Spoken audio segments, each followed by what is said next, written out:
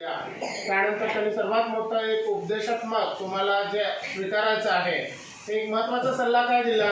की जे काही तुमच्या आयुष्यात जे कोणी तुम्हाला 4 गोष्टी चांगल्या सांगतील, मग तुमच्या अंगणवाडीच्या बाई सांगतील, तुमची पहिली गुरु आई सांगेल, त्यानंतर शाळेतले शिक्षक सांगतील, 4 गोष्टी चांगल्या सांगितलेल्या त्या आत्मसात करायच्या, स्वीकारायच्या आणि ते आपल्या त्या गोष्टीचा अवलंब करत पुढे पुढे जात चांगलं शिक्षण घेत स्वतःमध्ये चांगला परिवर्तन, इष्ट परिवर्तन घडवत चांगले नागरिक म्हणून आपल्याला पुढं घडायचं आहे। सरांनी जे आव्हान केलं आपल्याला की